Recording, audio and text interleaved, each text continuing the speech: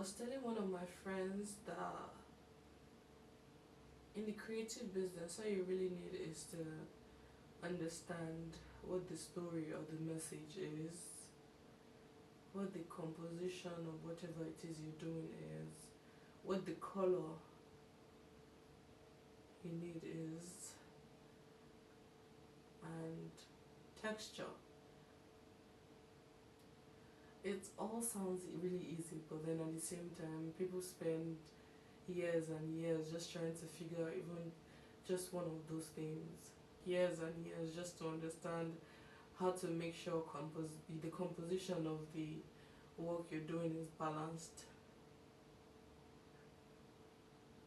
So in theory, it's really simple. Just understand those four things, and you understand creativity, but also just to understand those four things, you spend years and years practicing. And so, like, creativity is just at the end of the day, at its barest form and its rawest form, creativity is just all about practice.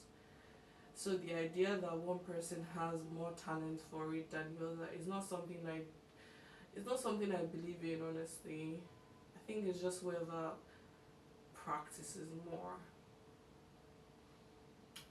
On the topic of practicing, it's very interesting how this month I haven't touched a paintbrush.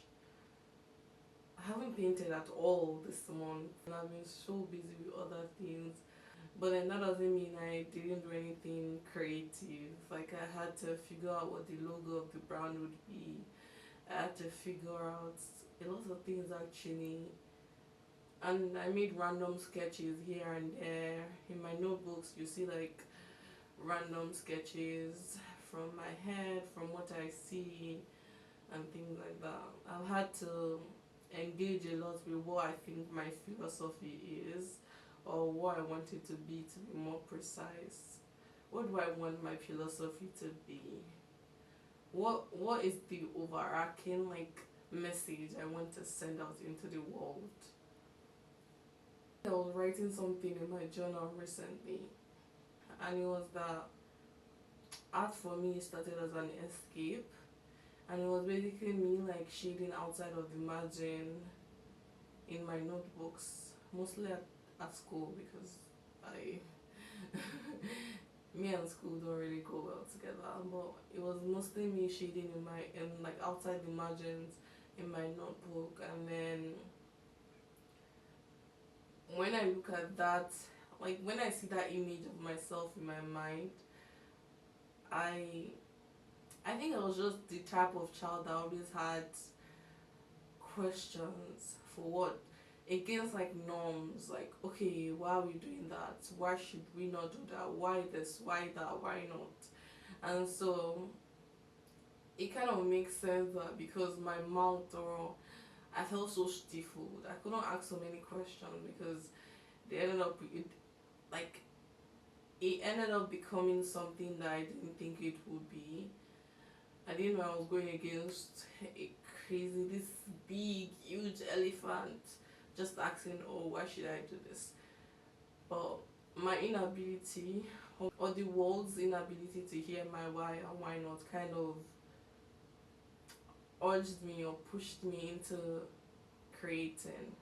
And so it makes sense to say that the words I didn't have for the world verbally, I speak more with my painting.